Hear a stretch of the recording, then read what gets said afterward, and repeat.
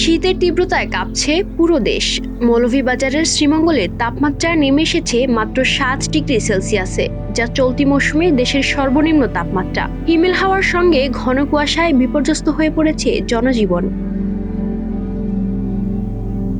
শ্রীমঙ্গল আবহাওয়া পর্যবেক্ষণ কেন্দ্র সূত্রে জানা গেছে, বৃহস্পতিবার সকাল 6টায় এ তাপমাত্রা রেকর্ড করা হয়।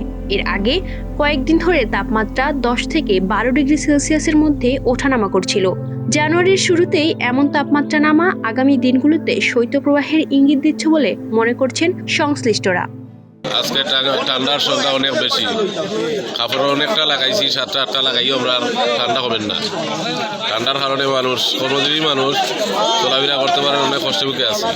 গেল বছরের 26 ডিসেম্বর শ্রীমঙ্গলে দেশের সর্বনিম্ন তাপমাত্রা 11 ডিগ্রি সেলসিয়াস রেকর্ড হয়েছিল। তবে আজকের তাপমাত্রা সেই রেকর্ডও ছাড়িয়ে গেছে। সকাল থেকেই মৌলভীবাজার জেলার বিভিন্ন এলাকায় ঘন কুয়াশায় ঢেকে যায়। প্রয়োজন ছাড়া মানুষ ঘরের বাইরে বের হচ্ছেন না। বেশি বিপাকে পড়েছেন নিম্ন আয়ের মানুষ, দিনমজুর ও রিক্সা চালকেরা। আবার করতে তো খুব ঠান্ডা, রিক্সা চালানো যায় না। এ পর্যন্ত কোনো কম্বল সমর কোনো কিছু পাইলাম না, এই আর কি আমরা খুব কষ্টে আছি। এবছর গত বছর তাই ঠান্ডা বেশি, তো কাজ কাম আইয়া করা যায় না। আমরা বয়স্ক মানুষ, ঠান্ডায় অতিরিক্ত ঠান্ডা পড়ে যায়। ঠান্ডায় চললে হাত পাও কাঁপিয়ে আমরা কাম কাজ করতে পারি না।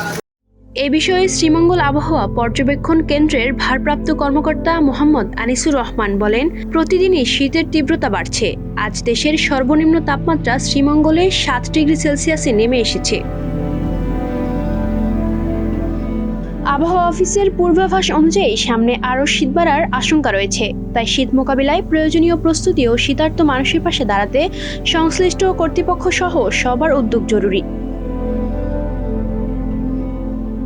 Desk report, campus Times.